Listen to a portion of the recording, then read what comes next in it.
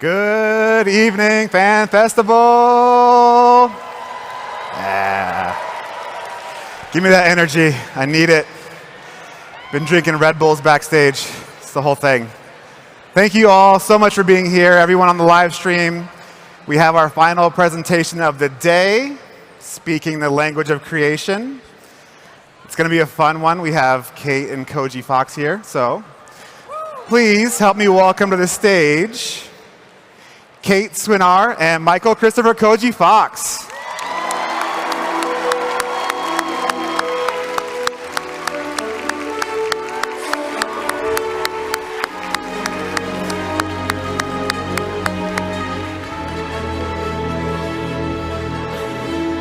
All right, guys. Have a good panel. See you later. I'm on this one. Yeah, you are. I forgot. Sit in your chair. Sit, Yeah. Matt. Yes, ma'am.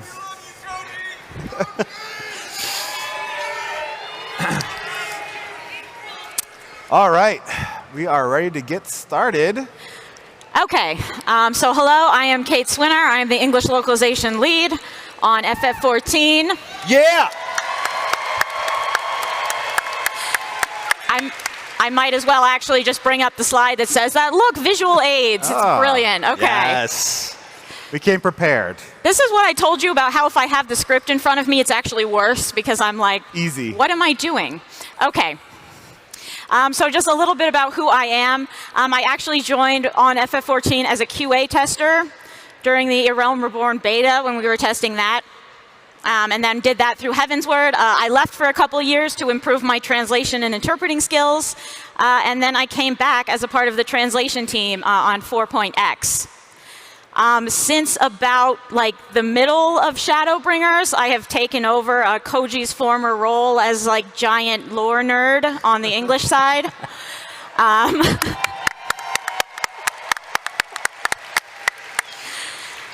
And I am one of two English leads on the project, the other being Paul Chandler. Maybe you'll see him someday, we'll see. Maybe. He's very elusive. Yes. So all that being the case, I do many things.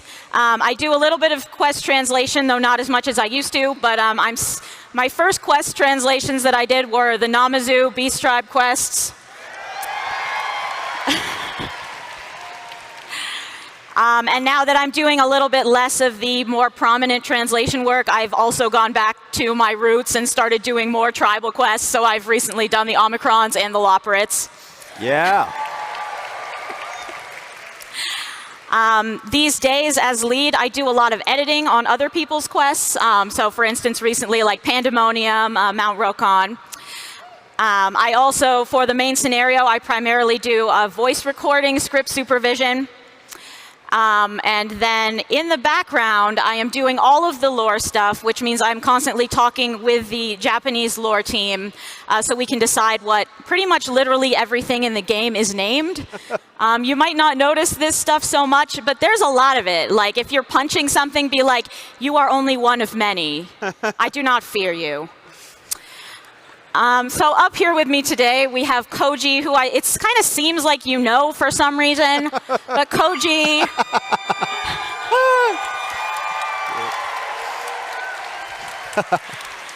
Is there anything you want to tell these people about yourself? Well, I mean, there's a lot of new people. This is their first fan fest. I've been, talking to a lot of people, and they're like, this is my first fan fest. I started playing a year ago. So for those of you who do not know who I am, my name is Koji Fox. It all kind of began around here. 1.0, 2.0, 3.0, 4.0. Just trying to put in as many bad puns as possible. Succeeded. Yeah. And then around right before 5.0 was released, Yoshi P came to me and was like, I got something for you. I need you to kind of slide over. And I got the opportunity to work on another game. And pretty much nothing's changed.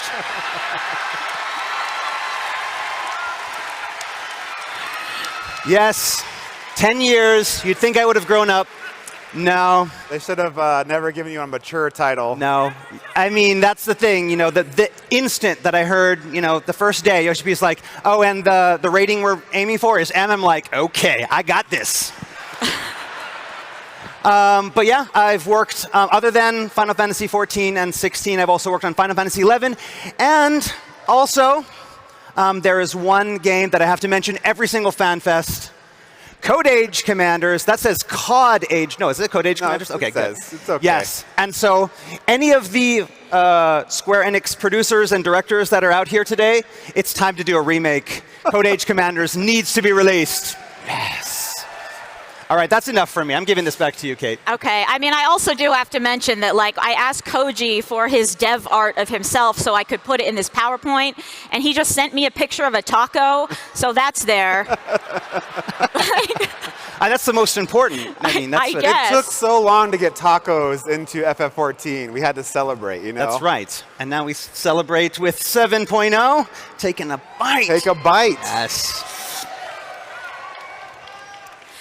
So for today's panel, I admittedly sort of bit off a bit more than I could chew. I thought, I want to tell the fans this, and it seems like they don't know this, and also this, and we should do an activity, and they want to ask questions. So we have a lot of things to go through. We may go very fast. I hope that you will enjoy one of the things you hear, at least. And at the end, yes, I will do some answers to questions we collected on the forums if we have time. If we end up not having time, we will post those answers on the Lodestone later, so don't freak out. Thank you. All right. OK. So first, I wanted to talk about translating the main scenario of 6.0. As those of you who listened to Yoshi-P's presentation about 6.0 before we released it may be aware, the main scenario was much larger than in previous expansions.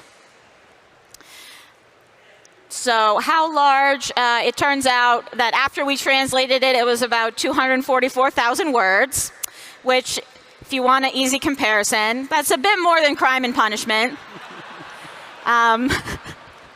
I don't know. I feel like Dostoevsky should get on Ishikawa-san's level. Yeah. And that is a daunting task. I know from your perspective, it takes us a long time to release an expansion.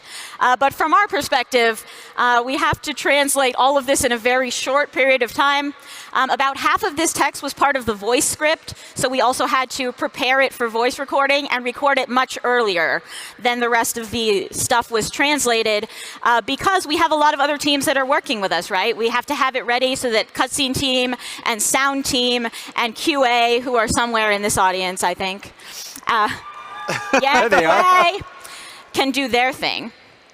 So it ends up being, when we translate the voice script, which is mostly what I will just talk about today, because otherwise we'll be here till we die. When we translate the voice script, it usually takes about 3 months for an expansion. That's about the amount of time we have to prepare all of that. In Endwalker, we did end up taking a little bit over 4, maybe 4.5, because, whoa, that was big. How long did it take Dostoevsky to write Crime and Punishment? I don't know. Probably more than 4 months. Probably more, yeah. Yeah, well. We win. Well, Ishikawa-san had to write it first. How was she alive? Yeah, one thing I notice is a lot of people seem to be under the impression that either Koji or now I do all of the main scenario translation by ourselves. And I'm here to tell you, if we did that, we would be dead. Yes. With Endwalker, we also had a little bit of added pressure. Of course, we always want to do the best that we can with translation to make you guys, to communicate the story to you guys and give you guys the best experience possible. But with Endwalker, of course, it was this conclusion to this epic tale, and we were freaking out. All of the devs were like, OK, this has to be perfect. This has to be perfect. So we also had this extra consideration of we cannot let there be any quality issues here. We cannot let there be any translation issues that will affect your overall understanding of the story.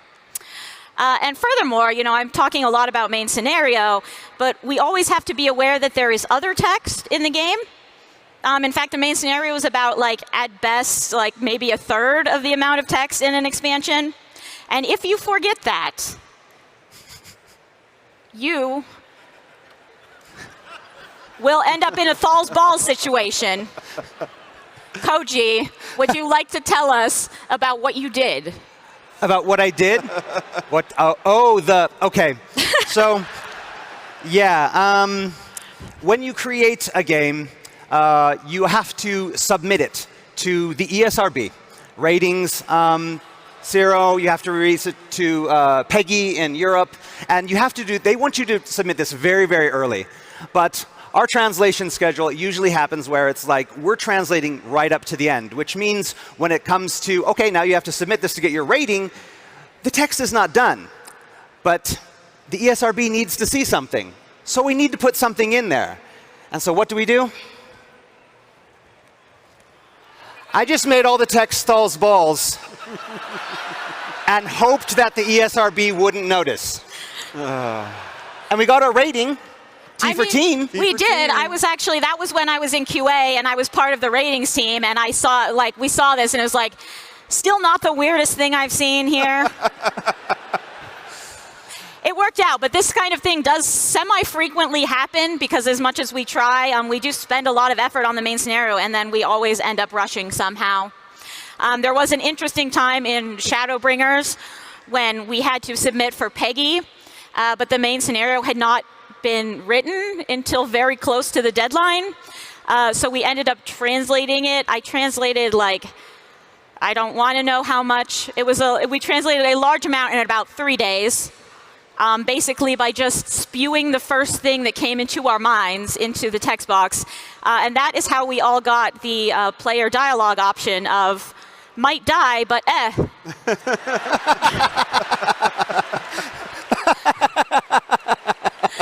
I wrote that stream of consciousness, and then I was going back through later to edit it and make everything actually make sense. And I was like, no, you know what? Yeah, that's perfect. Yeah, that's works.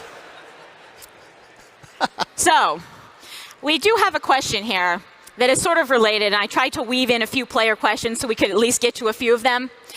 So this is related to basically the volume of text that we handle in some ways. So one player asked, I've noticed that some of the more stylized English localization choices, like some of our very old speak sort of you must needs type of stuff, have been sort of trimmed down and made a little bit more accessible.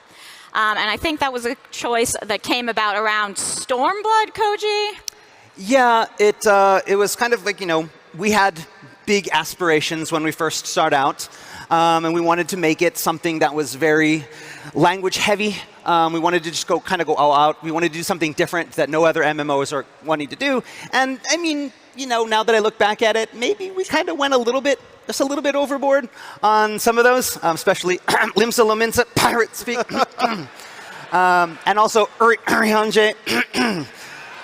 But the thing is, back then, again, there was less text. And so, a character, Urianje, back in the 1.x times, it's just this crazy guy, wearing a placard saying, the end is nigh. And it's like, OK, he's not going to have many lines. He's going to be gone. Yeah, we can go all out on this guy. Yeah, sure, we're going to go super, difficult language, thinking that he's literally going to be gone at the end of 1.x. And lo, Urianje is now all over the fucking place. Look at him now in the trailer holding a pineapple. I know. Did anyone expect that? It was like, meteor is coming, the world is ending. Pineapple, yeah. So, but the thing is that as we get more and more Urianje quests, we kind of realize that there's no way that we can sustain this. Because again, we want to put our all into it. We want to make it perfect. But there's just so much of it, and there's so much other text as well that we had to figure out, OK, what are we going to do? We want to keep that essence of Urianje, but we want to be able to actually go home and sleep at night. So we decided to, again, kind of switch things to make them a little bit more accessible. I think there's still a lot of the original Urianje there. But I mean, he himself, it's fine. I mean, it's not fine sometimes when it's like 11 p.m. and I have to think about Elizabethan English. But, he himself is fine. It's just if everyone talks like that, we have sort of a concern that you're going to get tired reading it. That too. Writing it certainly takes longer. It's less efficient. And it's a bit harder to quality check as well. So we kind of did that to streamline the process so we could sustain the quality going forward. Right. And also an additional note from my time in QA, I distinctly remember, since you mentioned Limsa, I distinctly remember I had that 14 Nom Nom comic where like the Lalafell is talking to Bedarin and he's talking in like weird pirate speak, and she goes, "Are you having a stroke?"